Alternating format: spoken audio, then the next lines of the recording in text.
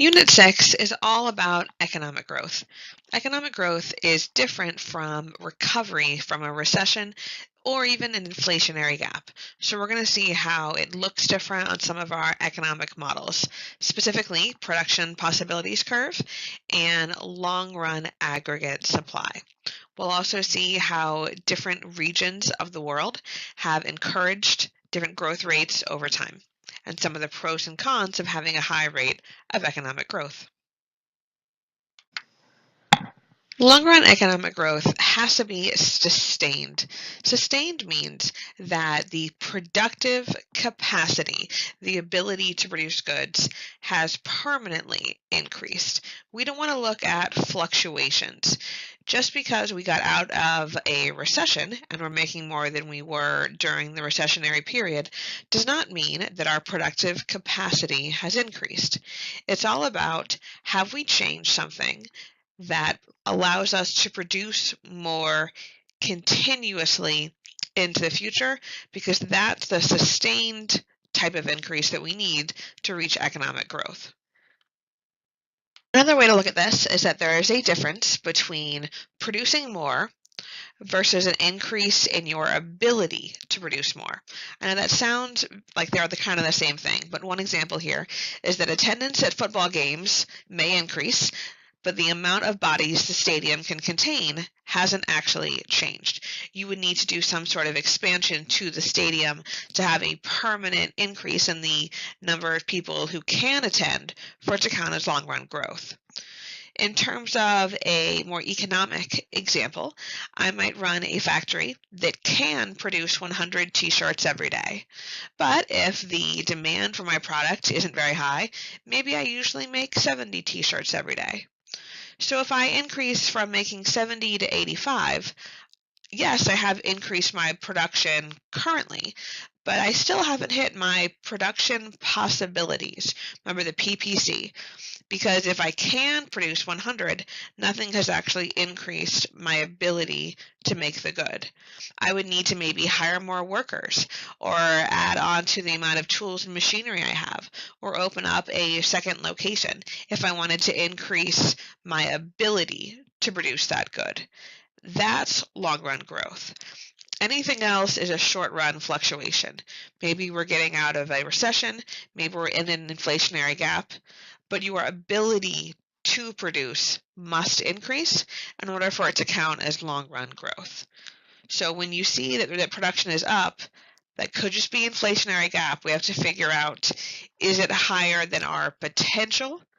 And is that increase a sustained long-run increase?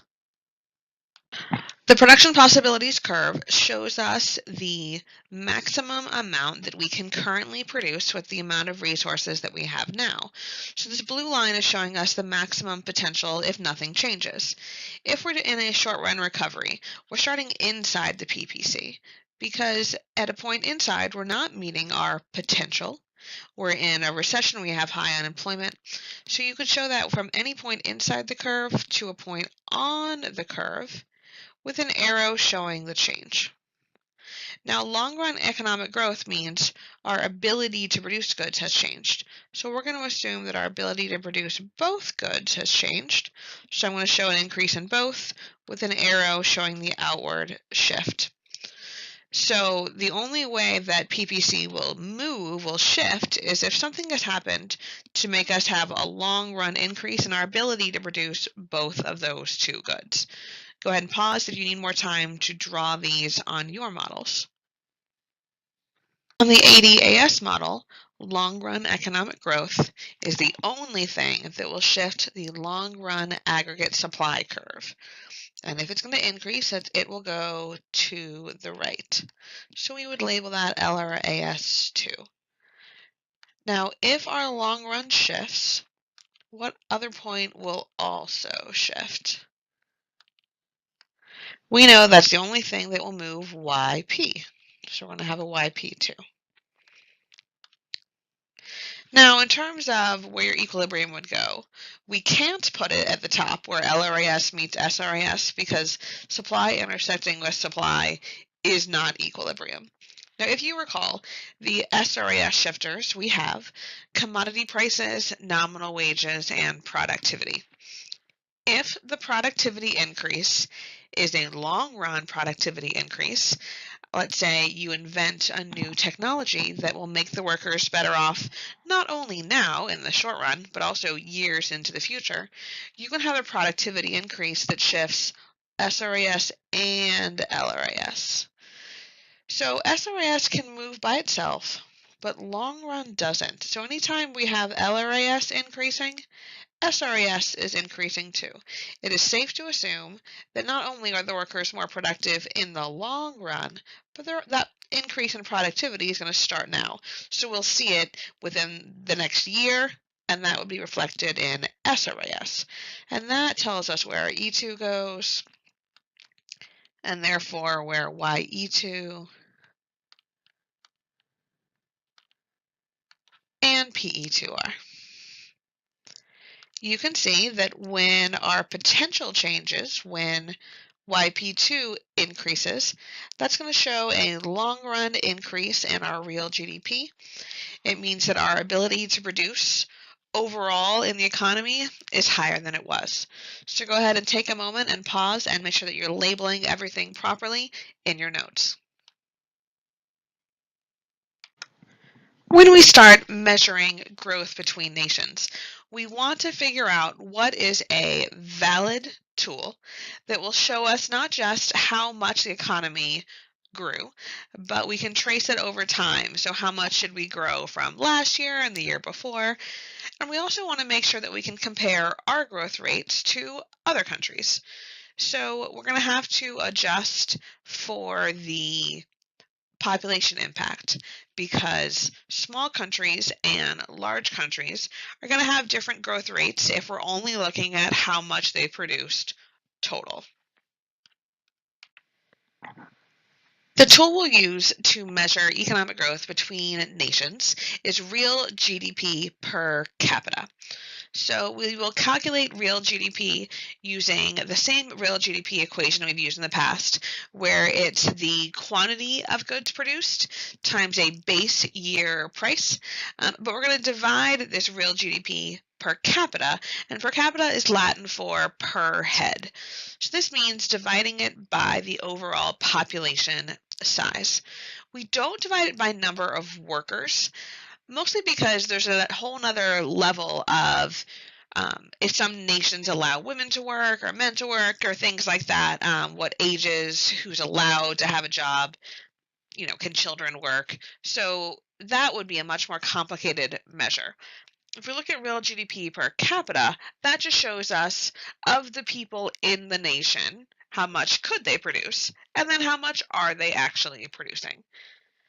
And then just to remind us, GDP measures the total value of the economy's final goods and services, as well as any income that they earned. So real GDP is always going to be in a dollar amount because it has value. So when you divide it by the population, this will show you, on average, how much theoretically is produced per person. So the per capita part of the equation is adjusting for variables in population. We choose to do real GDP and not nominal GDP because we want to separate out any inflation. One country might be experiencing inflation compared to another. So if all of the prices have gone up in a country, it's going to make your GDP appear larger. But that isn't necessarily true. You could just be having inflation. And that's definitely not the same as economic growth. But if we compare real GDPs for both nations, we've removed the effect of increasing prices. So all we're seeing is the quantity of goods that they have produced. So overall, this real GDP per capita will give us a really good measure of the standard of living of a nation when we see how much they produced as well as the income that people receive. Here we have a very simplistic diagram comparing the real GDP per capita rates of the United States, China, and India in the century from 1908 to 2008. You can see that the United States kind of had some fluctuations. There was definitely a dip in our productivity during the Great Depression. It peaked during World War II and then settled into a fairly steady growth rate. Steady economic growth is a good thing. It helps with our environmental effects. It helps calculate tax rates and things like that. So steady growth is much better for a calm and steady economy. You can see here, we don't actually have measures of Chinese growth until 1950.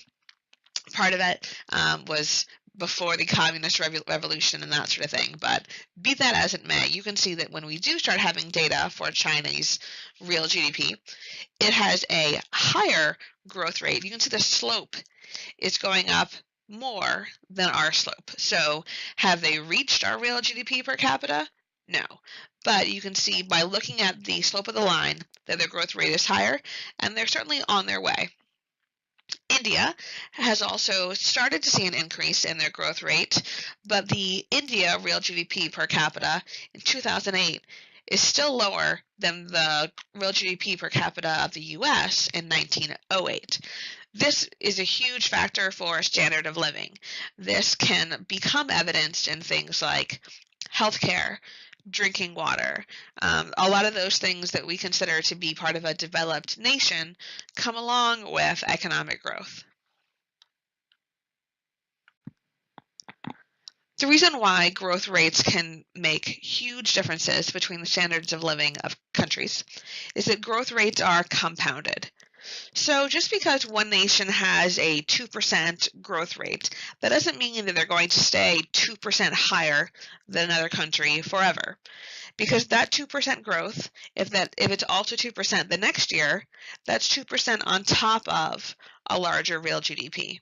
And then 2% on top of the even bigger number, on top of the bigger number in the next year to come. So when you look 20 years later, the difference between those two countries will be much, much larger than just 2%. We're actually going to learn an equation to help us figure out how these growth rates are compounded and how we can figure out when the real GDP levels will double. Rule of 70 is a really easy equation that will show us how many years it will take for an economy to double.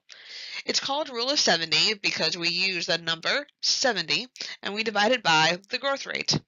Now, in the example below, the growth rate for this nation is 5%. You don't need to convert this decimal into a percentage. We're used to doing that, where we look at 5% and we make it into 0.05.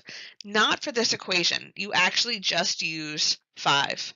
So in this case, 70 divided by 5, and you can use a calculator if you would like, but that will give you 14. So what that means is that if a country has a 5% growth rate annually, because that growth rate compounds, it will take 14 years for that country to double in its real GDP. Now we have a table showing multiple countries and their growth rate, and just for fun and for practice, let's go ahead and use this Rule of 70 equation to figure out how many years it will take for each of these countries to double. You can see that China has a much larger growth rate than anybody else on this chart. They have 8.8%. So we would just do 70 divided by 8.8, and that is 7.95. Let's go ahead and call that 8 years to double. Go ahead and get out your calculator and do this along with me to make sure that you know how to do this equation. So India, it will be 70 divided by 4.1.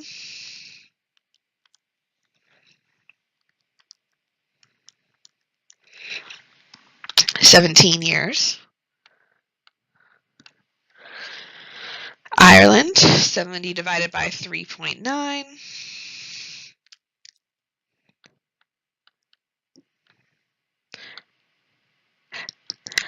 So just that 0.2% difference in growth equates to about a year difference.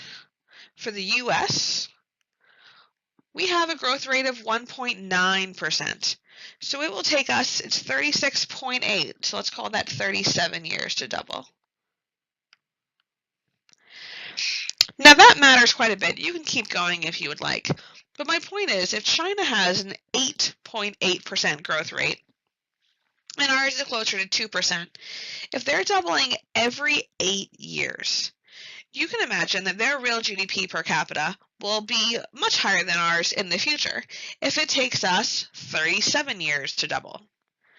Now, there are pros and cons to higher rates of growth that we'll get into later on in this unit.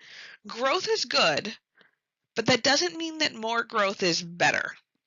There are definitely some interesting downsides that come along with high rates of growth, but we definitely do want to be growing. Look at Zimbabwe, for example. They have negative growth rate here. What do we know about Zimbabwe's economy? In 2007, especially 2008, they experienced hyperinflation. So their economy was a mess. They were mostly focused on fixing that problem, so they have negative growth. So would you do 70 divided by negative 1.8? No. The equation only works for positive growth rates, so we can't use it to figure out how much a country is negatively doubling. That doesn't work. But for countries with positive growth rates, this equation works great. So where do we get a change in our long-run economic growth? The answer is just productivity. Productivity, productivity, productivity. There's this old joke in real estate about what matters: location, location, location. And for economic growth, it's just productivity, productivity, productivity. That's why I have it written all over the screen there. We have to make sure that the productivity is long-run productivity, so not maybe just a little raise that will give you a boost for a month or so. But if the productivity is going to last for longer than a year in terms of a positive increase in your ability to produce goods, that's all that it takes. So productivity is the only thing that will shift LRAS and give us long-run economic growth. The crucial thing that will determine if this productivity is just a temporary boost or a long run is if we're experiencing sustained growth. And that will only occur when the amount of output produced is increasing steadily over time. And the difference between short run and long run is, will this increase last beyond 1 year? If all those things are being met, now we've hit long-run productivity, which will give us long-run economic growth. The labor productivity equation is thankfully very simple. Labor productivity is the amount of output per worker. So, knowing what it means, real GDP shows us the real quantity of output produced in a country during any given year. And if we divide it by the number of people working, that will give us labor productivity. It's important to see that this is not the same thing as real GDP per capita, because per capita is real GDP divided by the population size.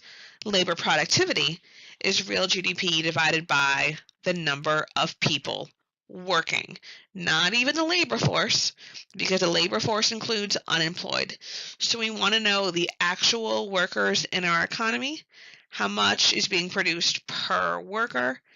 That will give us the labor productivity equation. There are 3 factors that countries can choose to focus on if they're trying to create higher productivity. The first one is physical capital. This is about the infrastructure of your country, the machines, the buildings, the tools, the equipment that your workers can use. If you improve those things, then each worker should be able to produce more consistently. The second factor is about human capital. Human capital is about the workforce of your nation and improving the quantity or quality, but especially quality. So we want to make sure that our workers are healthy and well-educated, because both of those things will help them to produce more years from now. And the last one is technology. This can work alongside with the tools and the equipment, but let's make sure that we're doing innovations to continue to find new ways to do things faster, more efficiently, more productively into the future.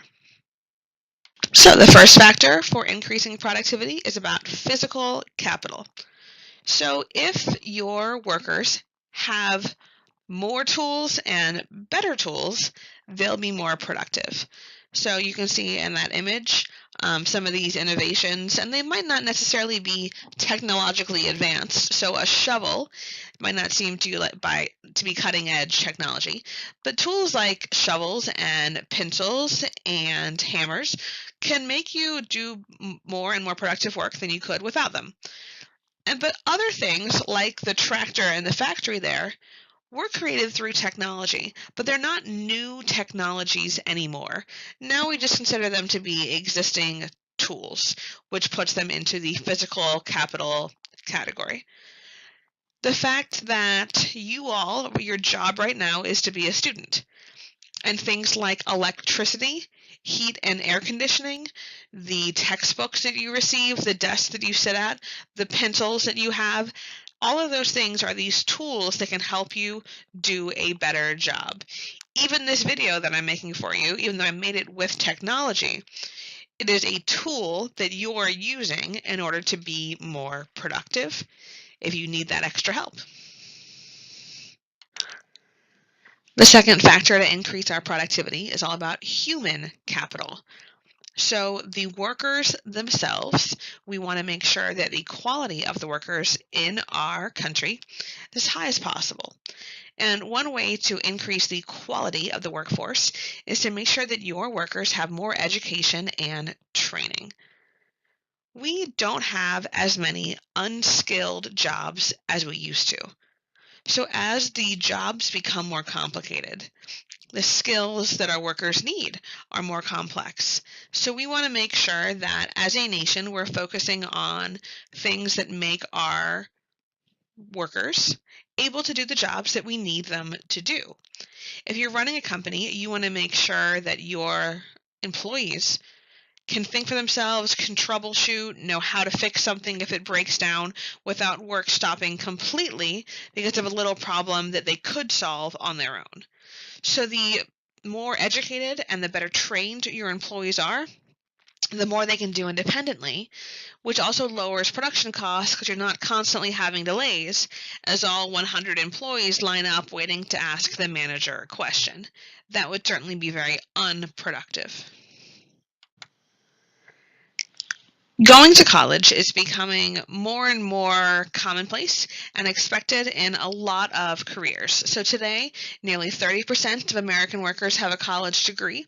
In 1910, only 3% did.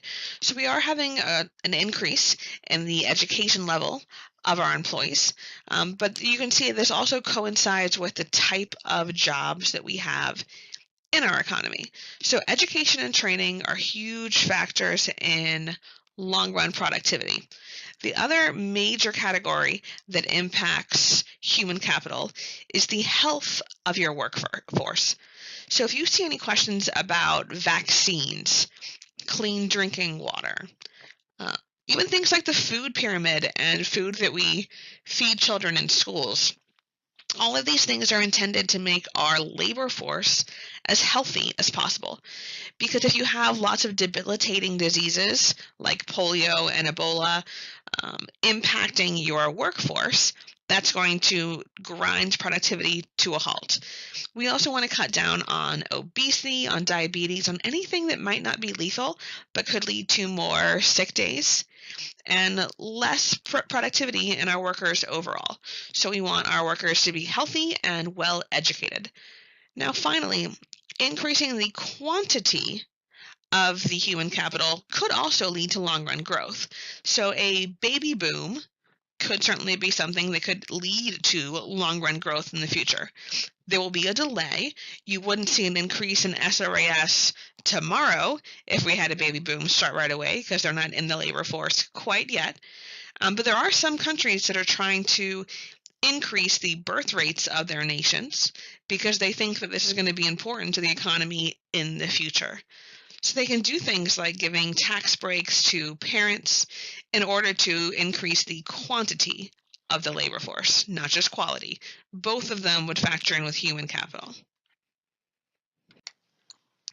The third factor that can increase overall productivity is technology. This is the most important one, mostly because it has the biggest overall impact in economic growth. Countries that have high rates of technological innovation do tend to have higher growth rates. And what's interesting about technology is that this can work with the other two categories. So, for example, physical capital is the tool itself, but technology is the improvement in the tool. So this might not necessarily just be computers. Sometimes it's innovation. It's finding a new way, a better way to do something that we've done before. So technology allows economies to get more output from the same amount of resources. And that's crucial because it's very expensive and difficult to increase the amount of resources that you have. But if you come up with new ways to get more out of those existing resources, that's going to be a wonderful thing for your overall growth rates. One example of how technology is not just computer chips and machinery is that a farmer can discover that pruning tomato bushes gives him more yield from each plant.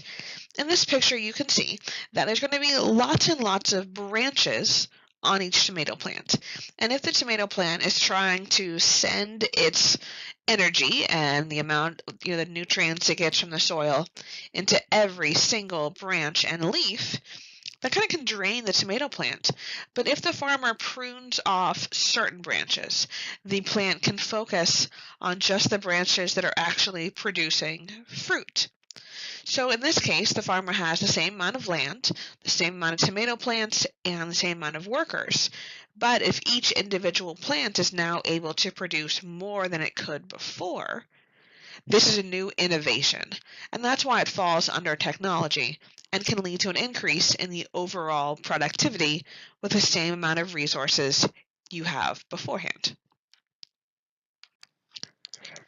So if we wanted to do a concerted effort as a nation to increase our long-run growth rate, how do we do that?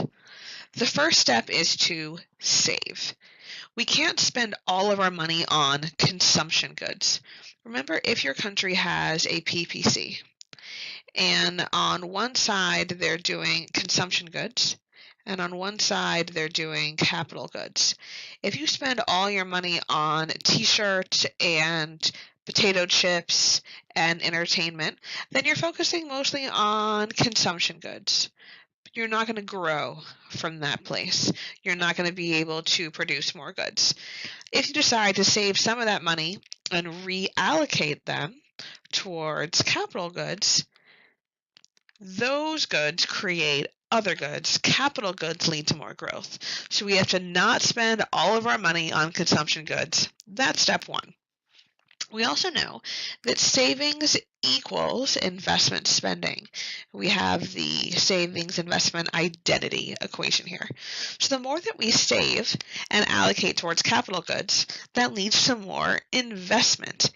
Investment is spending by businesses, and they can get more capital stock. This could be physical capital or human capital. We also see here natural capital. That could be trying to maybe enhance the quality of the land and the water and the things that you need to produce the resources. But if instead of spending money on these consumption goods, we're spending money on goods that lead to more productivity, tools, machines, labor, all of those things are going to lead to long-run growth in the future. Okay, so we've decided to not spend all of our money on consumption goods. We're going to invest some of this money and resources into capital goods. Well, next, we need to make sure that we are investing enough money to actually make a difference. If you invest a little bit into capital goods, all we'll do is replace the worn out resources. Because over time, resources depreciate. Depreciation is breaking down. So maybe we spend a ton of money on machinery. Well, if we spent that money 20 years ago and haven't spent any money on it since then, that machinery starts to break down and depreciate. So just spending enough money to replace broken stuff is never going to lead to growth. We have to make sure that we are investing more than enough to fix the broken resources. That will allow us to actually develop new pieces of capital in order to give us a higher growth rate in the future. So those increased resources, the increase in quality of the resources, the better technology, all of those things will increase our overall productive capacity. That's growth. So once we've hit this step 4, we've actually accomplished the goal of growing more as a nation. So once your country has achieved this growth rate that's sustainable into the future, then what? Well, then your country gets to enjoy a higher standard of living. We've been talking about the fact that high real GDP per capita means that you have a higher standard of living per person. And that can be evidenced in 2 different ways. Either your country can produce more goods and services, that's a choice, or your nation can decide to produce the same amount of goods and services that they were before, but in less time, when you have more efficient use of your resources and you have better technology.